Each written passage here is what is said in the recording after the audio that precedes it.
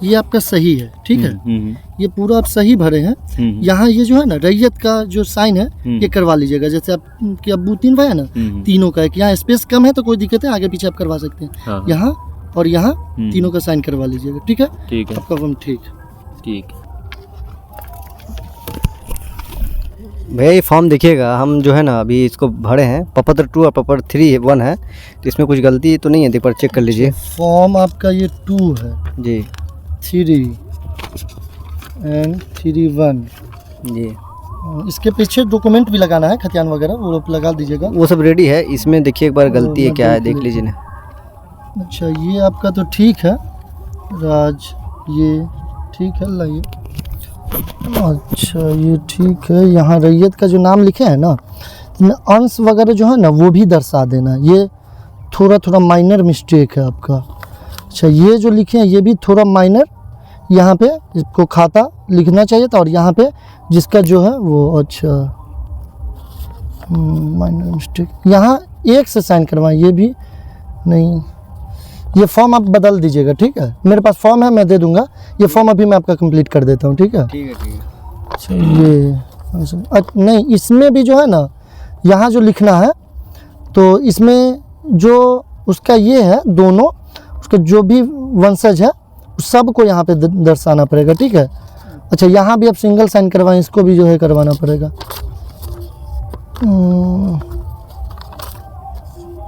ये भी फॉर्म आपका जो है माइनर मिस्टेक है। अच्छा, तो ये मिस्टेक कैसे कर दिया? वो अपने से भरे थे। ठीक है, तो मैं आपको बता देता हूँ। दूसरा फॉर्म ले करके फॉर्म ले लेता हूँ, और जो है इधर फॉर्म नहीं है, हाँ ये ले करके जो है, अच्छा इस फॉर्म में मैं आपका भर देता हूँ। डिटेल तो आपके पास सब है ही, तो इसमें तो लिखा ही, मैं इसको ठीक कर देता हूँ, ठीक है। और आप लोग भी देखिए कि अभी जो बिहार में सर्वे चल रहा है, तो उसमें जो सर्वे ऑफिसर के पास जमा करना है वो फॉर्म 2 है, फॉर्म 3 है और फॉर्म 3(1) है। ये नॉर्मल सब लोग भर लेंगे, लेकिन छोटा मिस्टेक है जो लगता है कि 80% लोगों से होगा, जो तबरेज भी ये छोटी गलती ये किए हुआ है। तो जैसे ये गलती किया है वो आप लोग गलती ना करें, तो इसके लिए चलिए आज आम सभा हो रहा है अपने पंचायत में, और कानूनगो सर आए हुए हैं, वो बताएंगे कि फॉर्म कैसे भरना है। तो हम भी सीखते हैं, आप लोग भी सीखिए। चलिए देखते हैं। वो 3 पेज का फॉर्म जो है वो मैं बता दे रहा हूँ आप लोगों को कि भरना कैसे है। उसमें देखिए 2 तरह का फॉर्म आता है, 3 पेज का फॉर्म है और उसमें 2 तरह का फॉर्म रहता है। एक कहलाता है फॉर्म 2, जिसको हम फॉर्म 2 प्रपत्र 2 बोलते हैं, और एक है फॉर्म 3(1) जिसको प्रपत्र 3(1) बोलते हैं। ये 2 तरह का फॉर्म आप लोगों को लेना है। उसमें प्रपत्र 2 फॉर्म जो है उसमें सबसे पहला कॉलम ऊपर में आप लोग देखिएगा कि सबसे पहला कॉलम जो होता है उसमें लिखा होगा राजस्व ग्राम का नाम। जिस राजस्व ग्राम में, जिस गांव में आपकी जमीन है उस गांव का नाम लिखना है। जैसे आपका भौड़ एक राजस्व ग्राम है, तो भौड़ राजस्व ग्राम अगर है तो यहाँ पे आपको भौड़ लिखना है। वाजिदपुर गुरहौल अगर राजस्व ग्राम है तो वाजिदपुर गुरहौल लिखना है। इसी तरह जो भी आपका राजस्व ग्राम है वो राजस्व ग्राम का नाम यहाँ पे लिखाएगा पहला कॉलम में। ऊपर में देख लीजिए, यहाँ पे राजस्व ग्राम का नाम लिखना है। उसके बाद है थाना नंबर। हर एक राजस्व ग्राम का एक थाना नंबर होता है जो आप लोगों को पता ही होगा, और अगर पता नहीं है तो हमसे संपर्क कर लीजिएगा, हम बता देंगे। उस राजस्व ग्राम का थाना नंबर लिखना है। तीसरा ऑप्शन है हल्का नंबर। हल्का नंबर आप लोगों को छोड़ देना है, ये पहले यूज होता था जब जमाबंदी वगैरह में इसका इस्तेमाल होता था। इस बार हल्का नंबर का कोई मतलब नहीं है, तो ये आप लोग छोड़ दीजिएगा। चौथा कॉलम में पुलिस थाना। आपका थाना कहाँ है, जो पुलिस थाना होता है वो थाना कहाँ है, वो बोखरा है आप लोगों का, बोखरा लिख दीजिएगा। अंचल बोखरा है तो वहाँ पे भी बोखरा लिख दीजिएगा, और जिला आपका सीतामढ़ी है तो वहाँ पे सीतामढ़ी लिख दीजिएगा। उसके नीचे कॉलम बना हुआ है, टोटल 11 कॉलम है, और उस कॉलम में पहला कॉलम जो है वो है रैयत का नाम, सह हिस्सेदार का नाम एवं पिता का नाम। रैयत बोलते हैं हम उस आदमी को जो किसान उस जमीन को जोत रहा हो। जो जमीन को जोतता है उस आदमी को हम लोग सर्वे के लैंग्वेज में रैयत बोलते हैं। तो रैयत का नाम का मतलब ये हुआ कि जो वर्तमान में, जो हाल में उस जमीन को जोत रहा है, आबाद कर रहा है, उस आदमी का नाम वहां पे लिखाएगा। इसमें 2 केस बनता है। पहला ये केस कि किसी एक आदमी की वो जमीन होगी, किसी एक आदमी की जमीन होगी तो वहां पे एक आदमी का नाम लिखाएगा। लेकिन अगर वही जमीन खतियानी जमीन है आप लोगों की, या आपके पूर्वजों के नाम पे जमीन है और उसका अभी तक बंटवारा नहीं किया गया है, तो सारे भाई के द्वारा मिलके उसको जोतकोड़ किया जा रहा है। तो जितने भाई के द्वारा जोतकोड़ किया जाएगा वो सारे भाई का नाम यहाँ पे दर्ज होगा। अगर एक आदमी जोत रहा है तो एक आदमी का नाम, और अगर 2-4 भाई मिलके उसको जोतकोड़ रहे हैं तो 2-4 भाई सबका नाम दर्ज होगा और उसके नीचे आपके पिताजी का नाम दर्ज होगा। पहला कॉलम ये है कि रैयत का नाम, सह हिस्सेदार का नाम और उनके पिता का नाम। तो एक आदमी अगर उसको जोत आबाद कर रहा है तो एक आदमी का नाम लिखिए, अगर अलग से हिस्सेदारी आपको मिली हुई है तो एक आदमी का नाम लिखिए, और अगर 4 भाई, 3 भाई, 5 भाई जो भी हैं वो सारे मिलके उसको जोत आबाद कर रहे हैं तो सारे भाइयों का नाम वहां पे दर्ज होगा और सबसे नीचे आपके पिताजी का नाम दर्ज होगा। दूसरा कॉलम जो है वो है अस्थाई पता। अस्थाई पता का मतलब होता है कि जहां आप घर बनाकर रह रहे हो, जहां पे आप हमेशा के लिए रहते हो। ऐसा भी केस बनता है कि आपकी जमीन हो सकता है 2 से 3 गांव में हो, एक गांव में भी है, दूसरे गांव में भी है, तीसरे गांव में भी है, लेकिन आपका जो अस्थाई पता होगा, जो घर होगा, वो हमेशा एक जगह पर होगा। तो अस्थाई पता आप सेम लिखिएगा, लेकिन अगर आपकी जमीन 2 गांव में है तो आपको इस तरह का 2 फॉर्म भरना पड़ेगा। हर गांव के लिए अलग अलग फॉर्म आता है, ठीक है। जैसे बाजितपुर गुरौल है तो गुरौल के लिए अलग फॉर्म भरिएगा, भौर है तो भौर के लिए अलग फॉर्म भरिएगा। तीसरा कॉलम है खाता नंबर। खाता नंबर, हर एक जमीन का एक खाता नंबर होता है जो आपके पेपर पे लिखा रहेगा, वहां से देख के यहाँ पे खाता नंबर लिखिएगा। चौथा कॉलम है खेसरा नंबर। खेसरा नंबर का मतलब खेत का नंबर, ये भी आपके पेपर पे दिया हुआ रहेगा और उसको भी देख के आप लोग यहाँ पे दर्ज कर सकते हैं। 5वां कॉलम है रकबा। रकबा आपको एकड़ और डिसमिल में डालना है। रकबा का मतलब होता है एरिया, कितना जमीन है आपके पास कुल, वो चीज यहाँ पे लिखना है। बहुत सारे लोग के पेपर पे कट्ठा में जमीन लिखा होगा, ठीक है, या फिर आप लोग जो आपसी बोलचाल में इस्तेमाल करते हैं वो कट्ठा में लिखते हैं, तो वो कट्ठा आप लोगों को नहीं इस्तेमाल करना है। इसमें जो भी लिखिएगा आप लोग वो डिसमिल में लिखिएगा, ठीक है। वो आपके पेपर पे लिखा ही रहता है, बहुत सारे पेपर पे कट्ठा और डिसमिल 2 लिखा रहता है, तो आपको यहाँ पे डिसमिल में लिखना है या एकड़ में लिखना है। अगर जमीन आपकी एकड़ में पुरती है तो एकड़ में लिखिए, और अगर डिसमिल में पुरती है तो डिसमिल में लिखिए। उसका अगला कॉलम है चौहद्दी। चौहद्दी में एक चीज ध्यान ये रखना है कि चौहद्दी जो होती है वो आपके पेपर पे कुछ और होगी और वर्तमान चौहद्दीदार आपके कोई और होंगे। जैसे आप आज से 10 साल पहले केवाला लेते हैं और 10 साल पहले वाले केवाला पे जो चौहद्दीदार का नाम है वो चौहद्दीदार हो सकता है वर्तमान में बदल गया होगा। जो आपके बगल में जिनकी जमीन थी वो भी उस जमीन को खरीद बिक्री कर लिए किसी और के हाथ, तो वो चौहद्दीदार आपके बदल गए होंगे। तो जो पेपर पे चौहद्दीदार हैं उनके नाम से उनका नाम यहाँ पे दर्ज नहीं होगा, बल्कि आपके जो वर्तमान चौहद्दीदार हैं, अभी आप अपने खेत पे चले जाइए और खेत के चारों तरफ देख लीजिए, उत्तर, पूरब, दक्षिण और पश्चिम, ये चारों तरफ आप देख लीजिए कि किसकी जमीन है। तो जो वर्तमान में उसको जोत आबाद कर रहा है, जिसके दखल कब्जे में वो वर्तमान में है, उस आदमी का नाम, उस किसान का नाम यहाँ पे चौहद्दी में दर्ज करना है। वर्तमान स्थिति के हिसाब से चौहद्दी यहाँ पे दर्ज होगी। 7वां कॉलम है किस्म जमीन। किस्म जमीन का मतलब हो गया कि जमीन का उपयोग किस तरह किया जा रहा है। जिस तरह से भी आप जमीन का उपयोग कर रहे हैं वो किस्म जमीन हो जाएगी। जैसे अगर किसी जमीन पे घर बना के रह रहे हैं तो वो घरारी की जमीन कहलाती है। तो अगर घर वाली जमीन है तो किस्म जमीन में घरारी लिखाएगा। खेती करते हैं किसी जमीन में, कोई फसल उपजाते हैं तो वो कृषि वाली जमीन कहलाती है, जिसको कृषित बोलते हैं। तो अगर किसी जमीन पे आप लोग खेती कर रहे हैं तो वहां पे लिख दीजिए कृषित जमीन, ठीक है।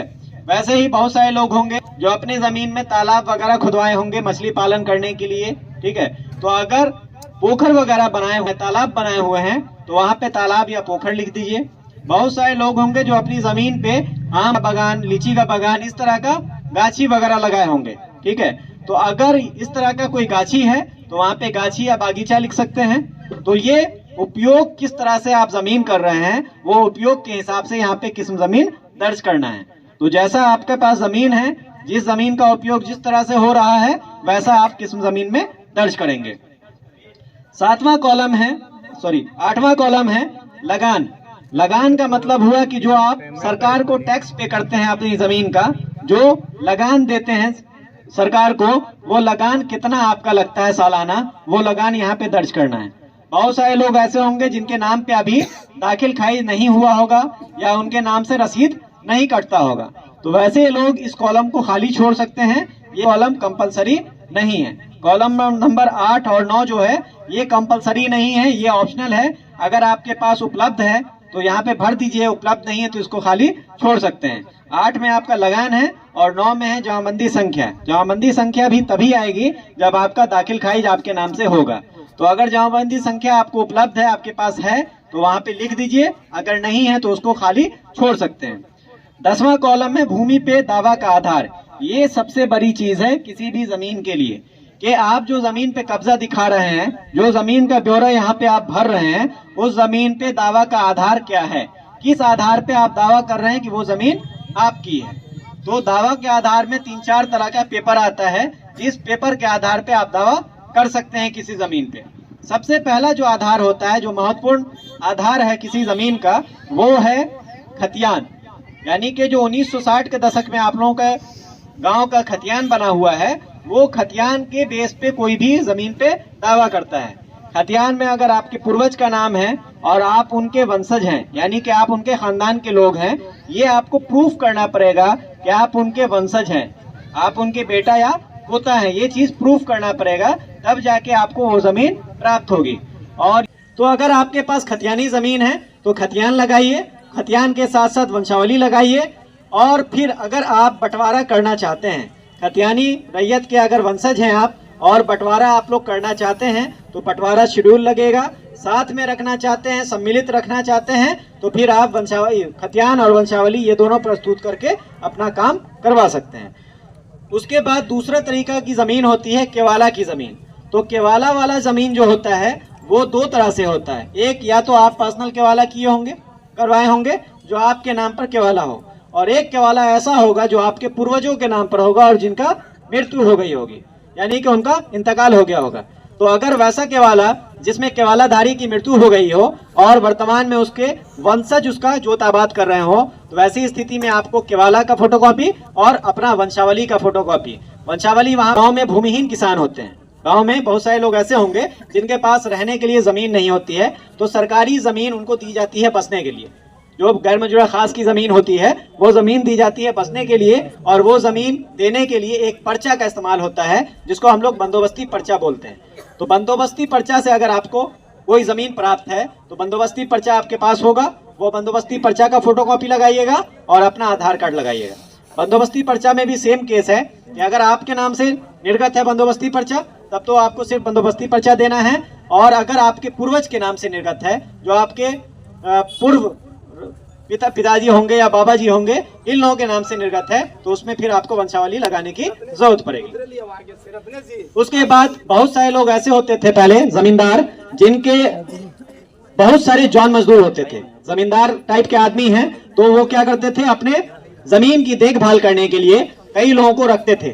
तो वैसे लोग उन लोगों को बसने के लिए कुछ जमीन दे दिया करते थे कि इतनी जमीन ये तुम रख लो, इस पे अपना घर बनाकर रहना और मेरा जमीन का देख रेख करना है। तो अगर वैसे जमींदार यानी वैसे रैयत किसी दूसरे रैयत को अपनी जमीन में बसने के लिए देती हो, तो उसके लिए एक पर्चा निर्गत होता है जिसको वास्कित पर्चा बोलते हैं, और ये वास्कित पर्चा भी अंचलाधिकारी के द्वारा निर्गत किया जाता है। तो अगर आपके नाम से वास्कित पर्चा निर्गत है तो आप वास्कित पर्चा का फोटोकॉपी वहां पर दर्ज कीजिएगा।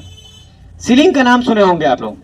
सीलिंग एक्ट आया था 1972 में बिहार सरकार की तरफ से, कि एक लिमिट सेट किया गया था जमीन का, कि जमीन कोई भी जमींदार, एक लिमिट सेट कर दिया गया कि एक इतने किस्म की जमीन आप इतने लिमिट में ही रख सकते हैं, उससे ज्यादा नहीं रख सकते हैं। जैसे घराड़ी की जमीन है तो घराड़ी की जमीन का एक लिमिट सेट कर दिया गया कि इतनी जमीन से ज्यादा अगर आपके पास रहेगी तो सरकार इसको आपसे ले लेगी।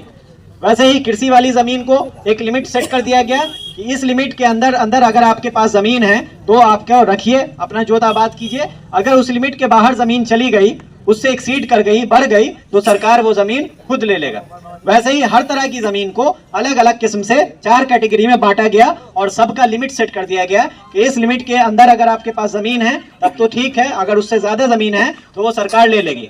तो सरकार वो जमीन लेकर जमींदार से आप ही के गांव के भूमिहीन किसानों के बीच में उसका वितरण किया था, जिसका पर्चा निर्गत हुआ और उस पर्चा को हम लोग बोलते हैं परवाना का पर्चा। तो अगर सीलिंग एक्ट के द्वारा आपको परवाना का पर्चा प्राप्त है तो फिर वहां पर आप लिखिएगा परवाना के पर्चा से प्राप्त भूमि, और उसका फोटोकॉपी आपको लगाना पड़ेगा। बहुत सारे लोग ऐसे होंगे जिनको भूदान में जमीन मिली होगी, यानी कि दान वाली जमीन आपको उसका पर्चा मिला होगा।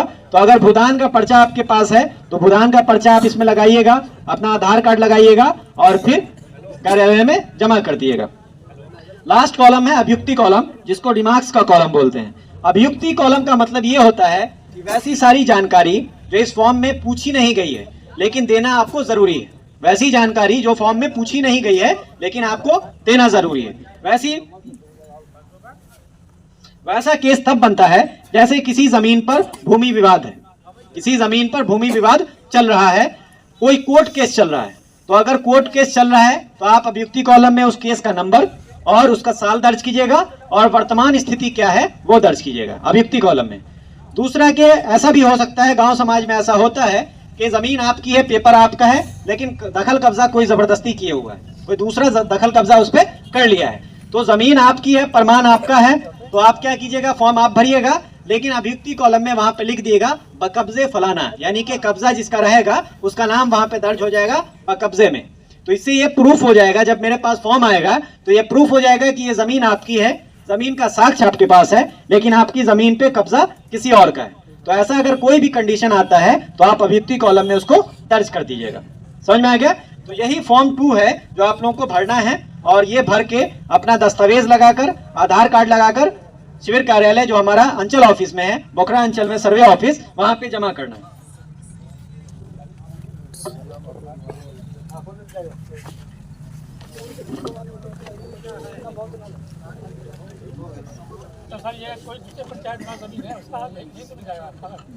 फॉर्म एक ही होता है, फॉर्म अलग अलग नहीं होगा, फॉर्म हमेशा एक होगा।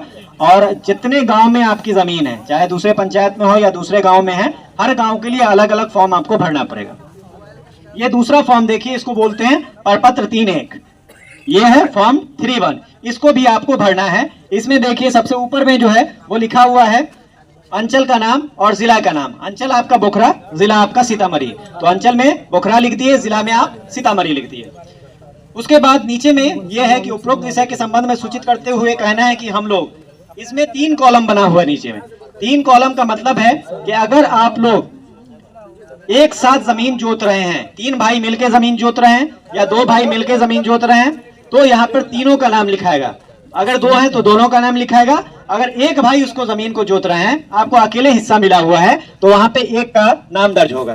ठीक है, यहाँ पे देखिए ऊपर में सबसे पहले ऊपर में 3 कॉलम है, तो जितना भी कॉलम है उतने आप भर दीजिए। अगर एक आदमी उसको जोत रहे हैं तो एक आदमी का नाम, 2 आदमी जोत रहे हैं तो 2 आदमी का नाम, 3 आदमी उसको मिलकर जोत रहे हैं तो 3 आदमी का नाम वहां पर दर्ज हो जाएगा।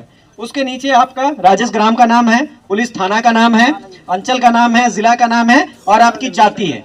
जाति लिखना आपको कंपलसरी है, क्योंकि खतियान में आपकी जाति लिखी हुई होती है और उसी जाति के अनुसार जो आप अंचल में जाते होंगे जाति प्रमाण पत्र बनवाने, इसी खतियान के बेस पे बनता है। जो खतियान में जो जाति आपकी दर्ज रहेगी, आपके वंशज होने के नाते आप उनके वंशज हैं तो आपकी भी सेम जाति होगी और उसी अनुसार आपका जाति प्रमाण पत्र बनाया जाता है। ठीक है, तो जाति आप लोग कंपलसरी और सही दर्ज कीजिएगा। अपना जिस जाति से आप लोग ताल्लुक रखते हैं वो जाति यहाँ पर दर्ज किया जाएगा। उसके बाद नीचे है पिता का नाम, राजस्व ग्राम का नाम, अंचल, जमाबंदी क्रमांक, खाता, खेसा, रकबा, चौहद्दी, ये सारा डिटेल आप जैसे पूर्व में बताया गया है वैसे ही यहाँ पर भी खाता, खेसा, रकबा, चौहद्दी भर दीजिएगा। नीचे आपका साइन है, वहां पर साइन कर दिएगा। इसमें 2 पेज आता है, पहला पेज तो ये हो गया, दूसरा पेज इसका ये वाला है। सेम जैसे प्रपत्र 2 में आप भरे थे, सेम यहाँ पर भी यही डिटेल भरा जाएगा। पहला है रैयत का नाम, सह-हिस्सेदार का नाम। अगर रैयत का मतलब हो गया कि अगर एक आदमी उसको जोत रहे हो, आप लोग बंटवारा करके एक आदमी को मिला हुआ हिस्सा, तो वहां पर उस आदमी का नाम लिखाएगा। पिता का नाम, आपके पिताजी का नाम लिखाएगा। स्थल का नाम, जो अस्थाई पता आपका है वो आपका स्थल का नाम हो जाएगा। अस्थाई पता जिस गांव में आपका घर होगा वो लिखिएगा। उसके बाद खाता नंबर है, खेसा नंबर है, रकबा है और चौहद्दी है। आपका जो खाता संख्या है, खेसरा संख्या है, जो रकबा है और आपकी जो वर्तमान चौहद्दी है वो वहां पे दर्ज करना है। उसके बाद जमाबंदी संख्या, जो जमाबंदी संख्या आपको प्राप्त है, जिसके अनुसार आप रसीद कटवा रहे हैं, वो जमाबंदी संख्या यहाँ पर दर्ज होगा। उसके नीचे साइन है, साइन कर दीजिएगा। ये दो तरह का फॉर्म है, ये दोनों फॉर्म आप भर के शिविर कार्यालय में जमा कीजिएगा। अब आप लोग एक बात सुन लीजिए कि इसके साथ साथ कौन सा दस्तावेज लगाना है, कौन कौन सा पेपर लगाना है जो आपको इसके साथ अटैच करना है। सबसे पहला होता है खतियान। सबसे पहला जो प्रूफ होता है वो खतियान होता है। तो खतियानी जमीन आपके पास है, अगर खतियानी जमीन आपके पास है और आप उसको जोत आबाद कर रहे हैं, तो खतियानी रैयत अगर आपके पूर्वज थे तो आप उसमें खतियान का फोटोकॉपी और उसके साथ वंशावली का फोटोकॉपी लगाइएगा। अगर आपका बंटवारा हो गया है तो बंटवारा नामा लगाइएगा, और अगर बंटवारा नहीं हुआ है तो फिर वो यथावत आपके नाम से, जो आपके पटीदार लोग होंगे सबके नाम से सम्मिलित खतियान बन जाएगा। इस सर्वे में आप लोगों के पास ऑप्शन है कि अभी आप लोग बंटवारा करवा सकते हैं। जो काम आप लोग अंचल में दौड़ भाग करके करवाते थे, जमाबंदी अलग करवाते थे और अलग अलग अपना जोत आबाद करते थे, वही काम और उससे बड़ा काम अंचल में जो होता है, जमाबंदी जो कायम होती है, वहां पे सिर्फ रकबा का बंटवारा होता है। आप लोग देखते होंगे कि अगर किसी के पास 10 डिसमिल जमीन है और उसका 4 औलाद है, तो चारों औलाद के नाम से 2.5 डिसमिल का जमाबंदी कायम होता है, लेकिन नक्शा नहीं बनता है। सिर्फ आपका रकबा बंटवारा हो जाएगा लेकिन नक्शा नहीं कटेगा, और नक्शा जब तक नहीं कटेगा तब तक झगड़े का वो घर रहेगा। तो इसीलिए सर्वे में आप लोगों के पास ऑप्शन है कि आप लोग बंटवारा करवा सकते हैं, और बंटवारा के अनुसार जो शेड्यूल आप हमको दीजिएगा उसके अनुसार हम आपका नक्शा भी काट देंगे, नक्शा भी अलग अलग बना देंगे, और आपका हिस्सेदारी जो आपका रकबा है वो भी अलग अलग आपके नाम पे दर्ज कर दिया जाएगा। इस सर्वे में यह प्रावधान आप लोगों को दिया गया है। उसके लिए आप लोगों को एक शेड्यूल बनाना पड़ेगा जिसपे सभी पक्ष की सहमति होनी चाहिए। अगर 4 भाई हैं तो चारों भाई सहमत होने चाहिए, और चारों भाई का उस पे साइन होना चाहिए। सहमति का मतलब साइन होना चाहिए। अगर साइन किया हुआ है, सहमति दिया हुआ है, तो फिर हम आप लोगों का अलग अलग खतियान भी बना देंगे और अलग अलग नक्शा भी आपका दर्ज कर देंगे। ठीक है, तो आप लोगों को बताया गया कि अगर बंटवारा आप लोगों को करना है वर्तमान में, तो जो बंटवारा आप लोग मौखिक आधार पे किए होंगे, जो बंटवारा ऐसे ही समाज में बैठ के कर लिए होंगे कि फलाना कोला पे आप जोत लीजिए, फलाना कोला हमको दे दी, इस तरह का मौखिक बंटवारा होता है गांव में। तो अगर मौखिक बंटवारा कोई भी है आपका, तो उस मौखिक बंटवारा को पेपर पे उतार लीजिए। एक पेपर लीजिए, पेपर पे उस बंटवारा का शेड्यूल बनाइए, सभी पक्ष का साइन लीजिए उस पे। आपके गांव के जो जनप्रतिनिधि होते हैं जिनके उपस्थिति में बंटवारा किया जाएगा, उस जनप्रतिनिधि का साइन ले लीजिए, जिसमें आपके सरपंच होंगे, मुखिया होंगे, पंच होंगे, या फिर आपके जो समाज के प्रशिक्षित लोग होते हैं उनका नाम या उनकी गवाही वहां पर दर्ज होगी, उनका साइन वहां पर दर्ज रहेगा। तो इन लोगों के साइन के बाद अगर सभी पक्ष सहमत हैं तो उसके आधार पर हम आपका नया अलग अलग खतियान भी बना देंगे और अलग अलग नक्शा भी बना देंगे। ठीक है, दूसरा केस आता है कि आपके पास केवाला की जमीन है, केवाला वाली जमीन है। तो अगर केवाला वाली जमीन आपके पास है और केवाला आपके नाम से है, तो आपको केवाला का जिरॉक्स लगाना पड़ेगा और अपना आधार कार्ड लगाना पड़ेगा। लेकिन वही केवाला अगर आपके पूर्वजों के नाम पर है जिनकी मृत्यु हो गई हो, जैसे आपके पिताजी के नाम पे केवाला है और पिताजी की मृत्यु हो गई है, तो वैसी स्थिति में आपको केवाला का फोटोकॉपी लगाना पड़ेगा, आपको अपना वंशावली का फोटोकॉपी लगाना पड़ेगा और आधार कार्ड का फोटोकॉपी लगाना पड़ेगा। सेम स्थिति बनती है कि अगर आपके पूर्वज के नाम पे केवाला था तो आपके भाइयों और बहनों के बीच में अगर उसका बंटवारा हो गया है तो बंटवारा के अनुसार अलग अलग हिस्सा बन जाएगा, अलग अलग नक्शा बन जाएगा। और अगर बंटवारा नहीं हुआ है तो सभी के नाम से सम्मिलित अकाउंट बन जाएगा, सम्मिलित खतियान बन जाएगा। एक ही खतियान चारों भाई, पांचों भाई, जितने भी भाई होंगे सबके नाम से बन जाएगा। तीसरा केस आता है कि आपके पास कोई पर्चा की जमीन है। जैसे पर्चा में आपको बताया गया कि सरकारी जमीन रहेगी तो बंदोबस्ती पर्चा निर्गत होता है, रैयती जमीन रहती है तो वास्कित पर्चा निर्गत होता है, सीलिंग वाली जमीन है तो परवाना निर्गत होता है, और अगर भूदान की जमीन है तो भूदान वाला पर्चा निर्गत होता है। तो ऐसी अगर कोई भी पर्चा है आपके पास, ऐसा कोई भी पर्चा है जिसके आधार पे आप जमीन का दावा कर रहे हैं, तो उस पर्चा का फोटोकॉपी लगाइएगा, आपका रसीद कटता होगा। पर्चा वाली जमीन के लिए कंपलसरी ये चीज है कि आपके नाम पर उसकी जमाबंदी कायम होनी चाहिए। ये चीज याद रख लीजिए, केवाला वाली जमीन और खतियान वाली जमीन का अगर आप रसीद नहीं कटाते हैं तब भी इस सर्वे में उसका खतियान बन जाएगा। लेकिन आपका जो पर्चा वाली जमीन है, जो सरकारी जमीन आपको दी गई है, या जो वास्कित पर्चा वाली जमीन है, जो रैयती जमीन आपको दी गई है, इसका आपके नाम पर दाखिल खारिज होना अनिवार्य है। अगर इसका सत्यापन हमारे अंचल कार्यालय से नहीं हो पाता है तो फिर आपके नाम से नया खतियान नहीं बनेगा। अंचल से हम लोग उसका सत्यापन करवाएंगे और सत्यापन करवाने के उपरांत ही आपके नाम पे खतियान बनाने का काम करेंगे। लेकिन केवाला वाले केस में और खतियानी जमीन के केस में अगर आपके नाम से वंशावली, आपके नाम से दाखिल खारिज नहीं है, लेकिन वंशावली से ये प्रूफ है कि आप उनके वंशज हैं, तो आपके नाम से खतियान बनाने का कार्य किया जाएगा। तो ये सारा डॉक्यूमेंट है जो आपको इस फॉर्म के साथ लगाना है, और फॉर्म के साथ लगाने के साथ साथ आपको एक फाइल में, ऐसा प्लास्टिक का फाइल आता है, इस प्लास्टिक के फाइल में आप लोग 5 या 10 रुपए में देगा, आप लोग ये फॉर्म और जो भी आपका पेपर है, आपका आधार कार्ड है, आधार कार्ड के जेरोक्स पे अपना मोबाइल नंबर दर्ज कर दिएगा, ताकि अगर कभी कोई कमी बेसी रह गई तो आपको एक बार सूचित किया जा सके कि आपके पेपर में ये कमी है, आप इसको लाके पूर्ण रूप से जमा कर दीजिए। तो मोबाइल नंबर सब लोग दीजिएगा, और मोबाइल नंबर ऐसा दीजिएगा जिससे संपर्क हो सके। बहुत सारे लोग मोबाइल नंबर तो लिख देते हैं लेकिन उस पर रिचार्ज नहीं रहता है, या किसी दूसरे का अगल बगल वाले का नंबर लिख दिया और वो आपको सूचना नहीं दे पाए। तो ऐसे लोगों का मोबाइल नंबर वहां पे दर्ज कीजिए जिनसे आपको सूचना पहुंच जाए, जब हम आपको सूचना देने की कोशिश करें तो आपको सूचना मिल जाए।